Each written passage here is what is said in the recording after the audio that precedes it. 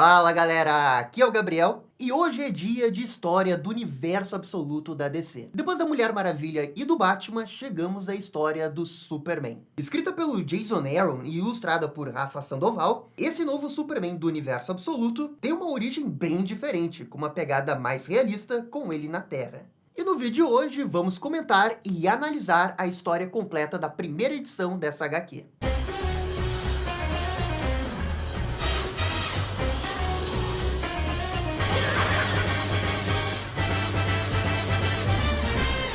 E galera, só antes da gente começar, já vai deixando aquele bate-like, aquele bate-comentário, que isso ajuda demais aqui o canal.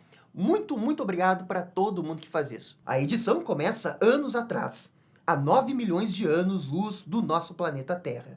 Vemos Krypton, nesse tom vermelho, e uma narração fala que o planeta é governado por suas cidades. Elas são compostas de centros de tecnologia e ciência, como Kandor e supercapacitores do tamanho de arranha-céus. Nas cidades, trabalham os clérigos da Liga da Ciência. Eles perseguiam o progresso e isso davam o Sol Vermelho e o planeta à exaustão. Essa liga era a classe dominante de Krypton. As mentes mais veneradas do planeta estavam lá. E a pessoa que está narrando a história diz que os seus pais não estavam entre essas pessoas. E aqui temos a primeira grande diferença envolvendo a origem desse Superman. Geralmente, os pais biológicos do Superman pertencem a uma classe cientista. E é o Jor-El quem descobre as anomalias de Krypton e tenta apelar para um conselho que sempre rejeita suas ideias. Como se eles estivessem cegos negacionistas da mudança climática do planeta Krypton. E aqui nessa história vai acontecer algo parecido, mas o Jor-El não faz parte dessa classe cientista. A história corta para uma fazenda bem afastada das grandes cidades de Krypton.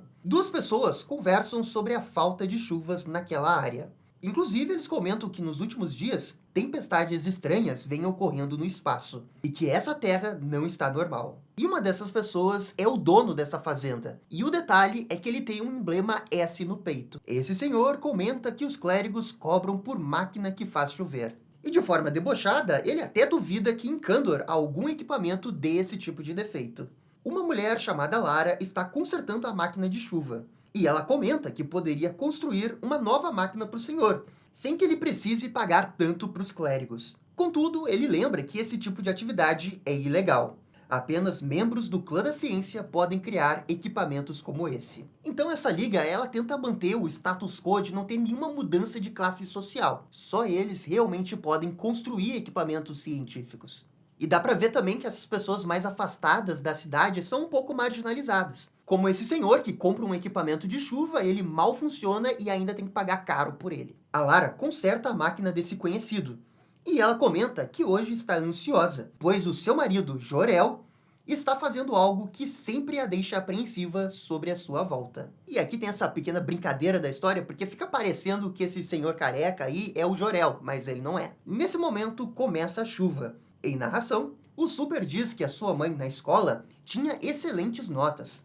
Até que uma vez ela escreveu um artigo criticando a Liga sobre não dar fundos à exploração interestelar. Foi aí que ela nunca mais pôde entrar em nenhuma academia de ciência. Ela tinha apenas 9 anos quando escreveu isso, e no fundo só queria ser uma astronauta. E aqui já deu para entender como que funciona essa dinâmica do planeta Krypton. A Liga da Ciência é muito fechada e não aceita nenhum tipo de crítica também. É praticamente uma ditadura imposta por essa classe, enquanto que as pessoas da classe trabalhadora não têm muita opção do que fazer, além de trabalhar. E aqui a gente tem um clássico cenário de utopia distópica. Afinal, toda utopia é uma distopia. Essa classe, que tem super, hiper, mega tecnologia, ainda é cega com alguns costumes básicos sociais. O Super continua explicando que Krypton tinha um sistema de classes estruturado, onde os cientistas ficavam no topo e a Liga dos Trabalhadores no mais baixo.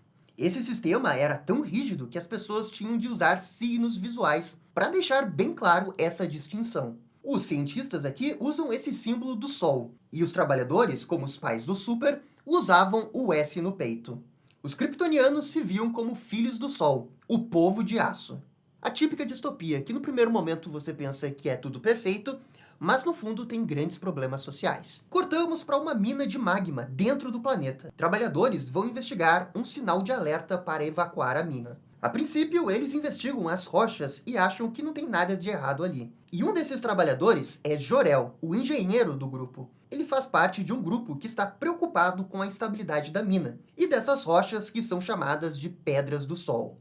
O Jor-El sabe que tem alguma coisa de errada com o planeta, mas é nesse momento que chega um manda-chuva de uma classe superior e quer que o Jor-El reabra as minas imediatamente. O Jor-El tenta argumentar com base na ciência por que eles não podem retomar os trabalhos imediatamente. Mas o cara da classe cientista ignora todos os apelos do Jor-El e manda todo mundo voltar a trabalhar mesmo assim. E é claro que esse chefe joga na cara do Jor-El que ele é um superior por causa do símbolo que tem no peito. O Jor-El bate o pé e diz que ele mesmo vai lançar uma sonda para inspecionar a estabilidade da mina. É então que o temor do Jor-El se concretiza.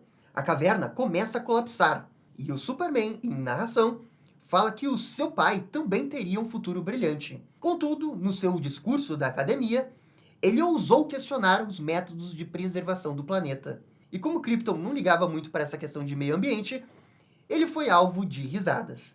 Mas o Jor-El estava certo, e algo estava prestes a acontecer. Vemos então que Krypton está apodrecendo direto do seu núcleo, e a caverna sendo consumida por esse gás verde. Os colegas de trabalho do Jor-El morrem ao entrarem em contato com o líquido verde. Toda Krypton estava condenada, e vemos Jor-El tentando escapar. E essa que acaba sendo uma das grandes diferenças envolvendo a origem do Super. Mas ainda tem uma outra coisa que envolve o próprio Clark que vai ser contado no final da história. E uma outra coisa interessante é que tanto o Jor-El quanto a Lara possuem esse passado rebelde contra o sistema de classes de Krypton. E bem, agora a HQ vai na linha do tempo do presente e somos apresentados ao Superman no Brasil. Estamos em uma mina em Minas Gerais. Os trabalhadores estão contentes que não neva há 3 dias. E pô, calma, eu sei que no Brasil não neva, mas o ponto é que não é neve de verdade, só os trabalhadores pensam que é. Ainda bem que não é neve de verdade, né? Porque se fosse neve de verdade, já era o primeiro crime no primeiro painel envolvendo a HQ do Superman com o Brasil. Há 3 dias, mineradores encontraram indícios de uma possível fonte de diamantes. Mas antes disso, eles encontraram um grande depósito de amianto, o que é prejudicial para as pessoas. Mesmo assim, os trabalhadores foram forçados a continuar cavando, deixando várias pessoas ali mal da saúde. E aqui tem esse detalhe bem interessante de que a força policial local é feita por várias pessoas com uniformes do pacificador.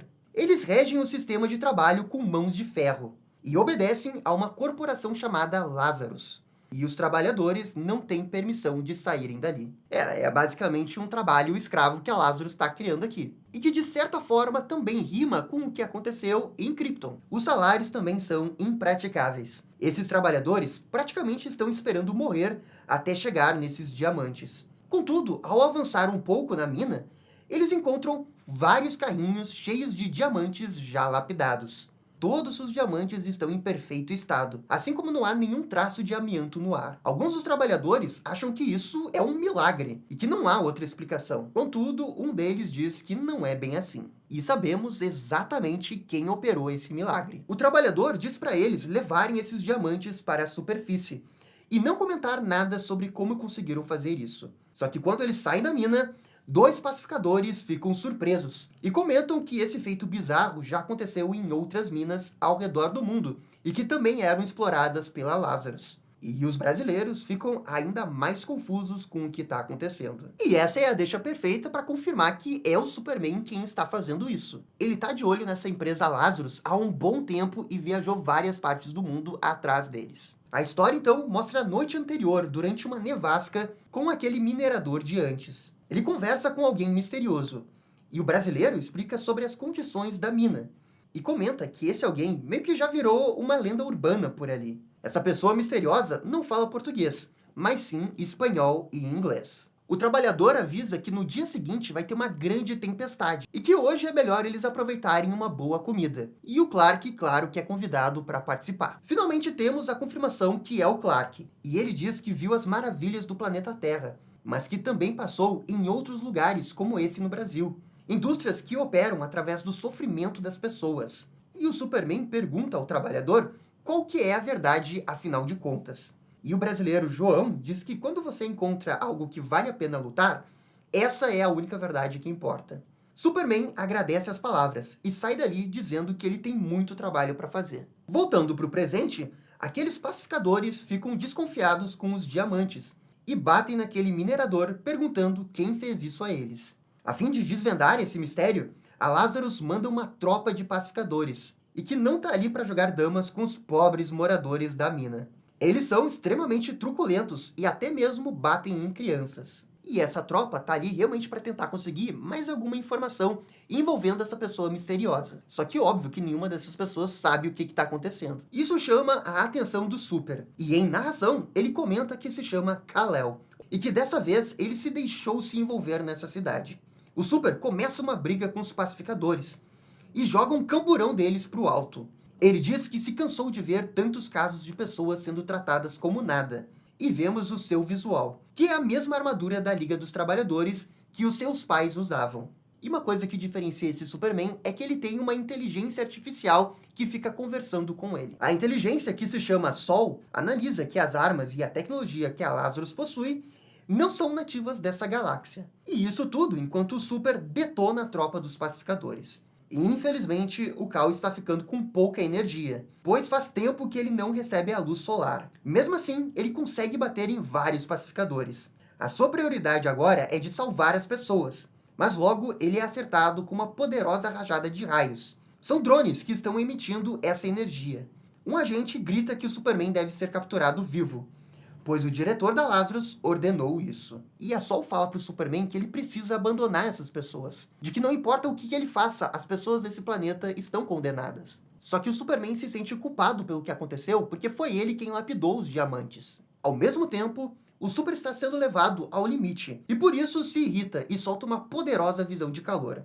A Sol o alerta que ele ainda não tem o controle dela. E o detalhe é que quando o Superman usa sua visão de calor, todo o uniforme dele muda um pouco, parecendo que ele tá pegando fogo. E galera, o Superman dispara contra os veículos da Lazarus. Kal-El grita pra Sol desativar sua visão de calor. E a inteligência o avisa que ele é o último guardião da Casa El, e por isso não deve se arriscar por outras pessoas, e precisa retornar para as sombras. Essa assistente Sol acompanha o Clark desde criança, e pelo jeito o Superman realmente está sozinho desde que chegou na Terra. O Clark quer ajudar, ele sente que precisa, mas ao mesmo tempo ele não sabe como e nem tem controle de seus poderes. Os mineradores escapam com vida, enquanto o Sol diz para o Super que certos mundos às vezes não tem como serem salvos. E nisso vemos vários armamentos, veículos e tropas da Lazarus chegando para encarar o Clark. Até que alguém surge atrás dele, e é a agente Lois Lane, que o prende com uma algema especial. Ela o ameaça e o chama de Superman. Olha aí a Lois trabalhando para Lazarus, que plot twist. E ainda temos mais um personagem do Superman que vai aparecer nesse epílogo. Isso porque vemos um laboratório da Lazarus no deserto de Nevada.